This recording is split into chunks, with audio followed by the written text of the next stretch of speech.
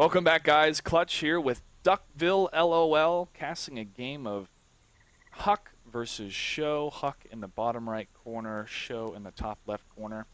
And DUCKVILLELOL and myself will be focusing more on the macro strategies, the positioning of the different units. You can also see this same match casted by Duckville on the MLG.TV website. Duckville, are you ready? Certainly am. Let's get rolling. All right, 3, 2, 1, go. So, have you taken off, my friend? Go ahead and start us out with what's going on here. Well, we've got obviously just the basic sorts of things here. We've got Show up the top and Huck down the bottom. Tal'Darim, pretty cool map for PvT especially. Like I find personally that a lot of games can be easily won with a version of a fast expand on this map, just because it can be really good for Protoss to get off to a good start like that, and there can be certain strategies as well that really help on this map. Like some Terrans will go for a bit more of a mech style on this map and try and push across the map with tanks and Hellions and that sort of thing. But if you like a lot of people have started using Warp Prisms, and I really feel that if you can actually use Warp Prisms, if not one, then a couple more, obviously White Rust style, then you can really take advantage of the fact that it's such a huge map, and there are just so many ways to get around the map and try and drop on your opponent. And if a Terran's doing that particular style where they're going for a mech style play or something like that, then you can really take advantage of that. Yeah, most definitely. You know, the map positioning, the map scale is key in the different strategies you want to use. I always find it difficult as Terran to have to go against those proxy pylons by Protoss, because they can easily reinforce their first wave, and so having better map control at Terran earlier in the game is very important. I just want to comment on the chatter back and forth between Show and Huck there, talking about the Diablo 3 beta key. I tell you what, I'm going to be pretty distracted too for playing StarCraft 2 when that game comes out. Yeah, exact.ly. As you were mentioning before, I'm actually kind of I've mentioned it to a couple of people who sort of regularly follow my casts and everything, and I've said, you know, I could be gone for a while when Diablo comes out, and they're kind of like, no. So to see what happens, I guess. Yeah, that's well, we'll definitely see what happens. I mean, people might want to switch over. I don't know how big the Koreans will be about Diablo 3. Maybe that can be the European and American niche of dominating, but we will see. But it's just another testament of Blizzard, you know, making these really high quality games and taking their sweet time to do so, but to make sure that is near perfection when it's released. So we have Marine out here, 2 Marines from Show. We have 1 Gateway from Gosu Huck, from Huck, with the Stalker coming out. He's on 2 gas. So with Protoss hitting 2 gas, what should a player like a Terran look for when he scouts a Protoss base and sees those 2 simulators? Once you get in, you really need to... there are a couple of things. I actually have been talking to a friend just recently about this, that the Terrans have to be really careful about how much gas is actually being mined. Like a lot of people will idly just walk into a base and see, oh yeah, there's 2 geysers there. But if to simulators, I should say, if you really want to focus on the gas that's there, that's actually inside, obviously you just click onto the simulator, have a look at how much remaining gas there is, and then you can actually determine, like, this geyser has exactly the same amount as my one has, so he's done that at that particular timing. But the thing is, which especially Huck does a lot, is he does grab his second assimilator some of the time and then doesn't actually mine from it, so you can actually tell when he is going to go for that fast expand, as he has done here. As we can see, he's taken that the Nexus down there at the natural expansion while he's just scouting out with that Stalker. So you can sometimes see exactly what they're going to do based on how much gas is actually there. And one of the other things as well is DT expansions. A lot. I tell you what, I've encountered so many Terrans on ladder that have just no idea how to read that a DT expansion is coming along, where you just grab 3 gates and push out a few DTs to harass the Terran. And it's sort of one of those things where you have to really be on the ball with your scouting. Like as I said, counting, having a look at exactly how much gas is there, and then having a look at how much the types of units that are being pushed out as well. Like if you see 3 zealots and 1 stalker, then you can probably have a good guess that there could be some DTs or something of that sort of type coming along. So exactly, because they're saving up the gas to exactly to push for those DTs to come out as fast as they can. They probably are going to try to hide the Dark Templar building. I can't remember. Is it Dark Templar Shrine or yeah, that's what it's called. Dark Shrine. Dark Shrine. Yeah. I don't play Protoss at all. I just kill them. So I don't even read the buildings when I blow them up with my Marauders and Marines. Yeah, no, that's exactly right. You shouldn't need to. So, yeah. But when I do see that building, or if I look at the replay and show that they had positioned it way out of the way to where I'd scout, I think, oh man, that was so smart, but it infuriates me so much. That's right, and as we can see here, Huck's actually going straight for that Stargate there. He's put it down in the bottom right-hand corner of the base, as you said, just trying to hide things with some good positioning there. There are actually, in some of the positions on Tal'Darim, you can see down in Huck's base at sort of the bottom middle section of the base, there's that tree there. You can, if you want to be really sneaky, it's obviously not 100% effective, but you can put buildings in some spots under trees like that, and sometimes people might not notice it, and or at least notice it the first time when they actually check your base. So that's one thing, but obviously he's put the fleet beacon down in the corner as well, which is very cool. So yeah, carrier play is, I've seen that recently actually of some people using carriers, but just did not do too well against my Marines. Let's look over at Show here. He's got 1, 2, 3, 4 barracks going on, and a factory, and a starport. So with Terran versus Protoss, Terran usually going bio heavy at the beginning, and he has 3 Hellions here, try to get some map control and scout out what's going on. Again, that's really key as Protoss to know what's going, or as Terran, or as any race really, is to know what's going on in the map, to not just turtle up and sit in your base the whole time. And there he is, kind of microing his Hellions there. Hellions not really doing a whole lot of damage against the Stalker. They're more for against the light units, but 3 against 1 will definitely take the Stalker out. He will get that Zelnaga tower and push out maybe a little bit, knowing kind of what his opponent is doing, while some Marines and a Marauder are taking out that rock. That's right, yeah. One of the difficult parts, too, of playing any race is knowing when to get your 3rd expansion. Do you have, or have you noticed any patterns within the races and when they get their 3rd? Is it at a specific time in the game? Is it when they have a specific supply? It can be very dependent on the player. Like there are certain players such as Huck and White Ra who will get a very quick 3rd against certain, against like Zerg especially, but and sometimes against Terran, as we may see here. Huck's just putting down the pylons down there at the 3rd base, but and shooting down the rocks with those stalkers as well. But it can be very dependent on the player in terms of the pro gamer. But in terms of your average Joe who's playing, it's pretty much just a decision on what you can see from your scouting, and of course what units you have as well. Like generally a Protoss will probably want to try and look at getting a 3rd on certain maps such as this. Once you have maybe 1 Colossus out, or at least a Colossus style unit. And I suppose from Huck's perspective, you can actually have a look just on the right-hand side of the map. He certainly does have a rather large unit over in the corner, but he's certainly in a position at the moment, I think, just with the vision that he's had. He knows that natural expansion's gone up from Show, and he should be fine to take this 3rd without too much hassle. Now, if you have a quick look at Show's vision, that actually just sort of,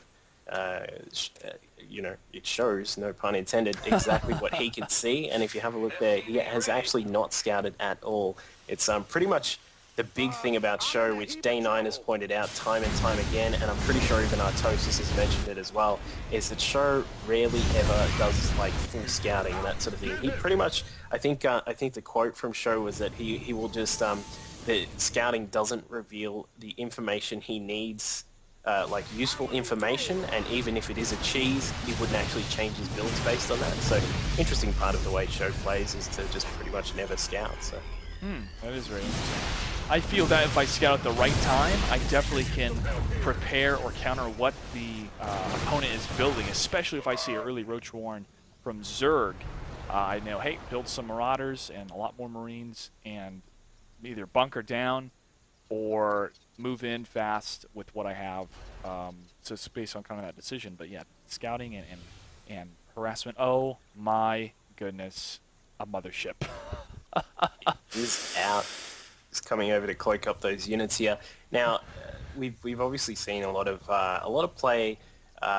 Actually, I suppose it's not a lot, but generally you can see from time to time players getting out of mothership. Now, you can use it a couple of ways. Of course, you can engage with the mothership, which a lot of people try and do, but I personally feel it's not the best way to utilize the power of a mothership. You can use it for doing as they once did in Brood War, where you can take it in the back and try and recall into your opponent's base. Haven't actually seen too many people try that, but I'm sure it could be used that way. But the other way is for just defensive purposes, whereas we can see here, Huck may just try and use it to recall some of these Stalkers, which is a pretty good tactic. You try and just take the Stalkers in and blink away, and then if you get into real trouble, just recall them out. So it's a pretty cool unit to have out, but I think you do have to be very careful with the way you use it.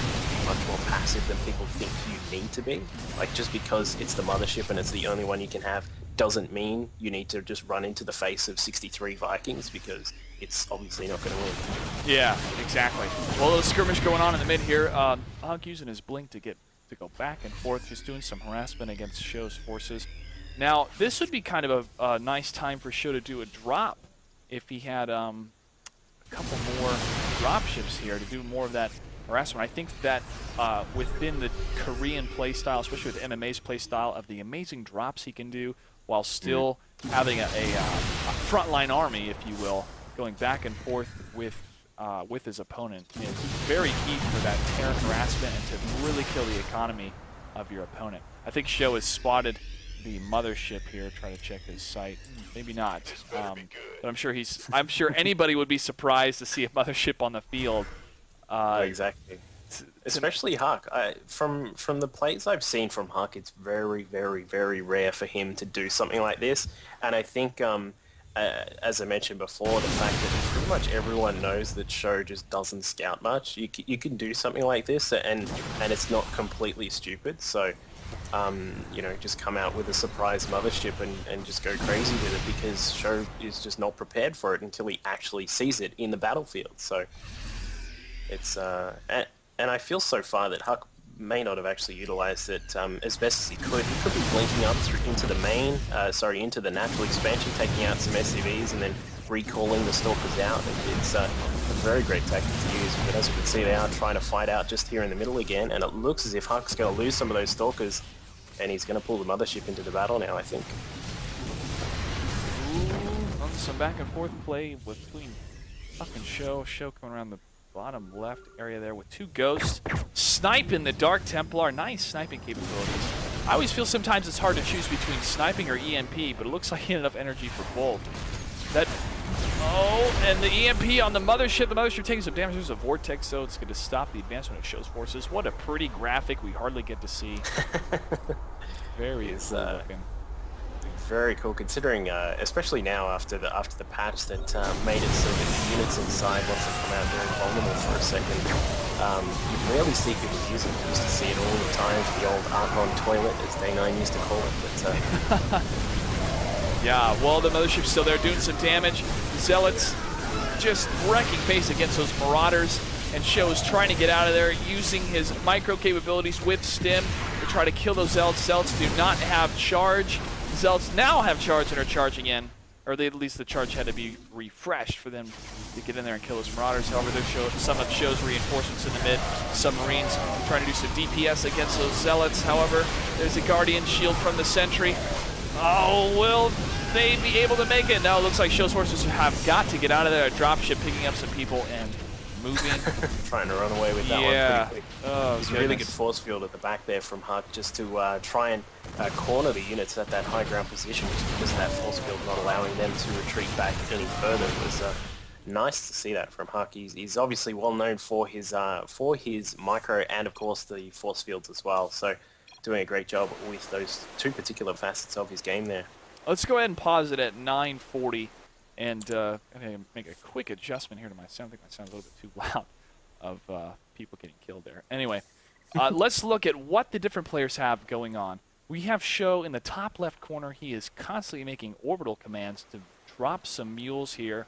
That could be an interesting strategy to try to get rid of some SCVs to free up some supply and use that energy from those orbital commands to spawn mules, to drop some mules to continue the mining. He is at 1, 2, 3, 4 bases right now, while Huck is starting his 4th and 5th base up in the middle right area. The production, carriers are coming out for Huck. Yep, it's got them on the way. Yeah, that always seemed to be such a such a popular unit of choice for Protoss and Brood War, especially when people were playing on big game hunters. They would just get it'd be mass carrier versus mass carrier, and they'd throw like one arbiter in. Let's look at the units here. The economy, or the amount, the army for Show is 10,000 minerals, and for the technology and army value is higher than Huck's there, it seems. However, Huck, with that mothership, able to have that cloaking capability, the range on the mothership adds some more DPS against Show's forces here. That's right. In the new patch, sorry, we'll see in the new patch as well that the mothership gets a little bit of a speed boost, hopefully. So that could see the increase of usage of the mothership as well, which should be quite fun for some of the Terrans, and of course perhaps some of the Zerg as well. But I'm sure the Terrans would be the main target of more mothership usage in the next patch if that does come into fruition. So. Yeah, and also they're fixing the quote-unquote lag issue with the mothership spawning and not causing the game to blip a bit because it's automatically covering. It's a sign. Yeah, covering the units in the cloak, and then go, uh-oh, that's the mothership sign. So. Yeah. Well, looking at the units killed, the workers killed, only one worker has been killed on each side. But you could say it's probably the scouting, yeah, because Show lost that opening SCV that he sent down and hasn't scouted since, and then Huck lost. When did he lose one? I can't remember, but yeah, it looks as if they've only lost one each. So not much economy-based harassment in this particular game. It's sort of just they're both sort of sitting back, just sort of trading units in the middle, and that's really about it for the moment. Yeah, I think with Huck's strategy here, he needs to continue what he's doing, but if he could afford a warp prism, just warp it in the back there and stop some of the production for Show, and Show the same thing. I think if he can do a little more harassment with some dropships to move around in the back and hurt the economy of Huck and to set him back a bit, that could really be in favor for him. He's building more command centers in the bottom area there.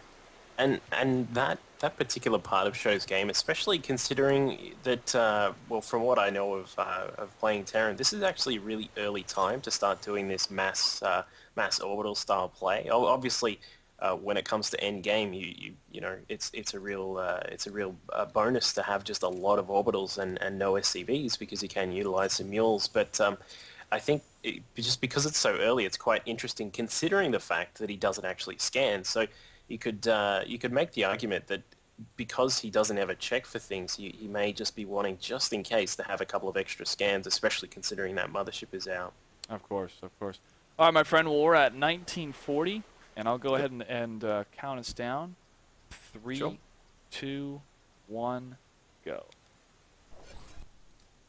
And the probes on one of the bases is probably mined out of the minerals there. Is going to move to Puck's 4th, the bottom of the map. But that one Marine from Show has scouted the area and is doing whatever damage he can to that assimilator. Another way of good map control is to position those one units in the different areas where your opponent can expand, just to see when they expand and to devote some of your forces to harass those probes or to completely wipe out the expansion altogether. That's right. I mean, that one Marine there, not only is it going to just, as we can see there, just one Zealot had to be sent down there to take care of that Marine, but also just puts that that knowledge, of course, for show. Like, it's one of the only things that he's actually scouted on the map. If you have a look at his vision, they're the only two buildings that he has actually seen in this entire game. So, again, another sort of interesting part of the way show plays. Most definitely. Looks like Show is kind of moving his forces in the mid there, but there's a lot of Zealots and a few Stalkers around that corner with the sight from the Zelnaga Towers, showing what Show's doing, and Show's command center is going to get destroyed by those Zealots. And the Stalkers are moving in. Oh, there's the Vortex. Oh, and those Stalkers take out that medevac. Beautiful snipe on that. Yeah, that was very nice. And it's just those little things, especially at this time where what Huck really wants to be doing is just buying some time for those carriers to come out. As we can have a look at their supply, they both are maxed out, which is all fair enough, but Huck still probably just needs to get, there are a couple of carriers building. Yeah, there's 2 carriers still building, not to mention +1 to weapons and armor on the way for the air units, which you rarely ever see in these games, but he's just buying a little bit of time just to make sure he can get these carriers out, and obviously it'll be quite a big surprise for Show once they come into range, because he's not scouted at all. So those SCVs are going to get killed, just rolling right through the middle of Huck's forces there as Huck moves up a little bit to take him out. A lot of High Templar with their Psionic Storm going to come in and do some damage against Show's forces. Oh, and feedback kills the Ghost automatically. However, even EMPs are sent down to try to drain the energy of those High Templar, but there's too many of them. A lot of storms go down, and Show's forces are a lot in the orange and the red on their HP bars. Not looking good for Show's main force there, while Huck is going to do some harassment with those Stalkers. He's, yeah, Show just sort of running straight through those storms, so just deciding that he doesn't care if it's raining or not, he's just going to run straight in, and took a lot of damage there, as you said. He actually had a lot of those units down in the orange. Now, the fact that they have been healed up now, whilst it's all fine and dandy right now, the energy that was there for those could have been, the energy in the medevacs, I should say, could have been used a little bit later in a battle to save units, whereas now it's just sort of topping them up again, and it's obviously a bit of a dangerous part of the way that Show was playing there, just running into those storms. Yeah, and he had Ghost at the very front of his army that he could have just used Snipe or an EMP to take him out, but he might have been looking somewhere else. That's what I have an issue with sometimes, is I'll be back at my base, macroing or trying to build a new building, and I'm not looking on the mini-map when I need to, and I don't see those units heading towards mine that could do some major damage. However, Show is moving in. He's going to take out this expansion in the middle to the right of Huck's forces, but his forces are going to take the surround from behind, and there are the carriers with the interceptors. Oh my goodness. Coming straight in with their, they do have the +1-1, I believe. Yeah, they do. Yeah, they +2-2 is on the way. But as we can see there, as well as that, the Graviton Catapult, I believe it's called, I don't know. Even as a Protoss, I'm not actually sure what the name of that thing is, but taking out a lot of the Marines there, as we saw, there were a few more Marines than what are currently left over. There's probably around about, about 10 Marines left over, and with some good micro, Huck should be able to dispose of the rest of these Marines that are just crawling around the map. As we can see, Show actually stimming up to try and run away from the carriers, but there are more coming in from the sides and more being built down in the main of Huck as well. Yeah, the Zealots had gotten taken out by Show's forces, but those carriers just mopped up whatever was left, and the Marauders cannot hit carriers. Even though they launch rockets, the rockets only go straight and not up. Exactly right. Which is unfortunate for the Terran. You just want to get the Marauders drunk so they fall over and actually can shoot up. That's what I'd do. Yeah. Here, boys, have a couple of have a glass of this, and we're actually shooting at things in the sky. Yeah, I'm sure the Terran can figure out a way for that to happen. Oh, there's some more Psionic Storms taking out more of Show's forces. He has got to get out of there. The carrier's head, even though semi-slow, can move in for the kill. I really like the design of the carriers. They still add an homage to the older Brood War carriers, but just the 3D modeling of them, the lighting effects, and especially the interceptors come right out and go right in is pretty cool. It's pretty much the same unit from Brood War. Yeah, it's they're really nice. What I would have really loved was that you remember that the actual sound that they made when they launched the interceptors in Brood War? That would have been awesome if they had kept that in. I love that sound. It was like the coolest thing ever. You just suddenly, like, you know, the map opens up and suddenly you just hear that sound and it's like, uh-oh, we got trouble coming along. Definitely. Well, I always love the Arbiter voice on how he talks, which is pretty cool. He was very cool. He's just like that uncle who you have who's just actually just really cool, and he's like, yeah, what's going on?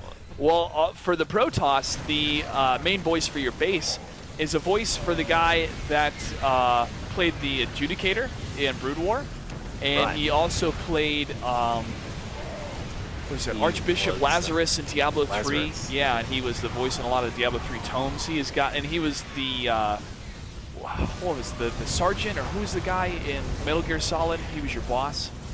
All right. Yeah, he is a fantastic voice actor, and I'm really glad they brought him back for StarCraft 2, even though he really wasn't in the campaign, but being in the multiplayer. And hopefully he'll be in Legacy of the Void. And there's the nuke taking out some of the carriers, but not enough. Nuck says it tickles. Wow.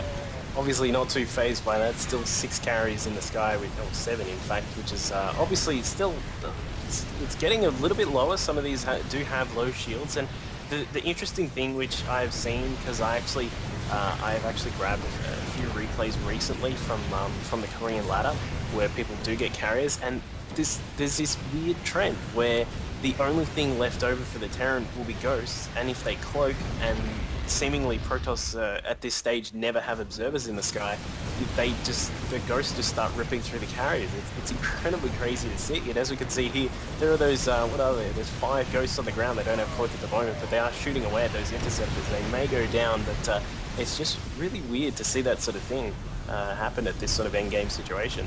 Yeah, I thought it was really weird to see the Broodlords being taken out by ghosts, but the incredible strategy of using them and their snipe is pretty cool to see. Ghosts, you know, you only think they're good for nukes and EMPs, but they can still dish out some damage. They're still trying to take out more of those carriers.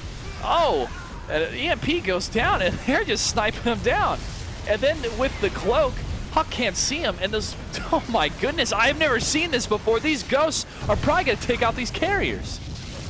They're just tearing them apart. They do have the +3 to upgrades, doing 13 damage per shot, and I'm pretty sure they have a decent speed. Yeah, 1.5 on their shots, but it's still not bad, especially considering there are 5 of them. If not to mention those Vikings that are in the sky as well, which is really going to help out with that. And we have another nuke building for Show just in the main base there at one of the Ghost Academies. Wow, that is pretty impressive for Show to keep the fight going with those ghosts. I'm sure that even if they die in battle, they'll get a medal for that, for taking out those carriers. It kind of reminds me of, I don't know if you ever played Star Wars The Force Unleashed, when you crippled that Star Destroyer and brought it to the ground. It kind of feels like that with these ghosts with their large rifles taking out these huge battleships. Exactly. It reminds me of I think in GSL we see from time to time, we actually see battle cruisers versus Marines, and Marines are just standing on the ground, they stim away, and just somehow they still destroy battle cruisers, providing they have enough numbers, and it's just crazy to see. It's like this guy standing on the ground shooting a rifle at a big battleship in the sky, and it's like, I'm not sure why that's doing anything, but it certainly is. Yeah, and well, Huck throwing down some more ghosts. A lot of carriers, though, trying to take out one of his expansions. The SCVs are trying to repair. The ghosts are going to move in, try to do some damage against those carriers. However, the interceptors are going to take them out. And good game. What an incredible use of ghosts from Show. Once again, highlighting a strategy that we have not really seen in StarCraft 2, but the evolution of the game and the different players and their play styles have showed that these, no pun intended, have these, I've showed that these units have different vitalities to them, or different strategies to them. I think that is really awesome about the game.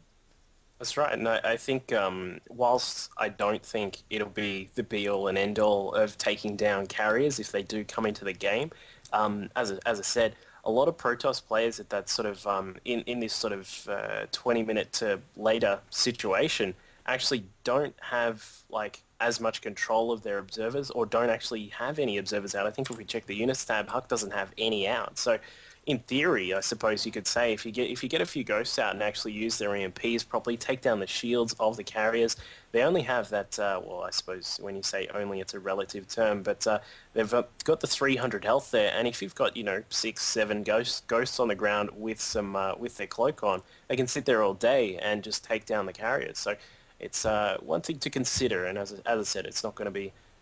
It's not always going to work, but it's certainly something to consider if you're against the carriers like that. Well, yeah, and then if you're in mid-game or late-game Protoss as a Terran, you definitely want to be making ghosts, but I don't think you want to be sacrificing continuing to make Marines and Marauders and even Vikings to try to take care of the carriers. But I've always found that stimmed Marines can really start to take down those interceptors, but I mean, you got to avoid the storms, and if they have Colossus, I mean, then those Marines are going to get fried.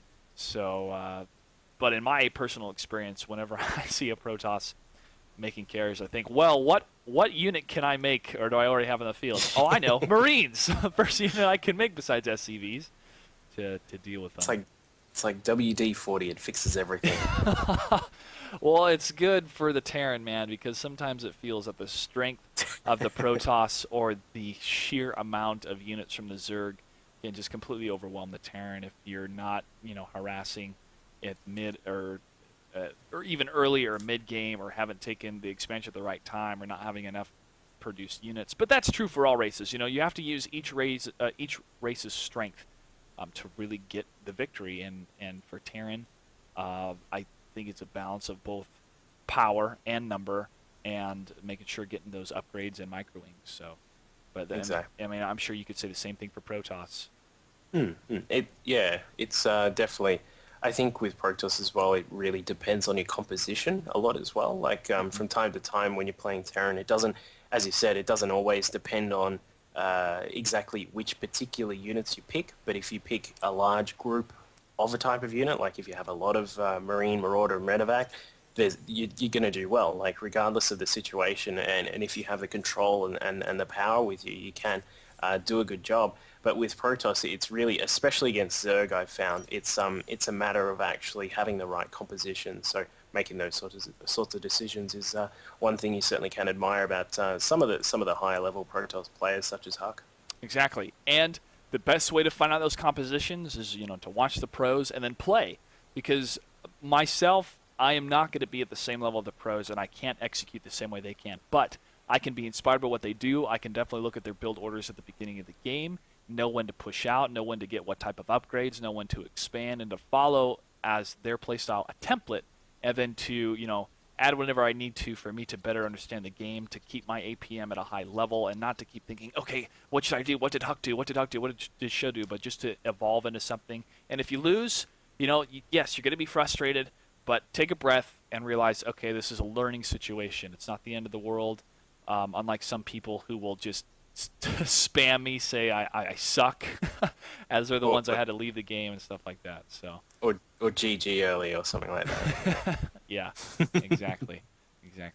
Well, Duckville, thank you so much for joining me for this game. I know we wanted to kind of look at it in a different light. You have this game casted on MLG.tv that people can check it out. Of course, you always do a great job with your games. Is there anything you wanted to add before we sign off here? No, it's been a pleasure being with you on the show, and hopefully we can see some more stuff coming out soon. All right, Duckville, thank you so much. No worries, thank you.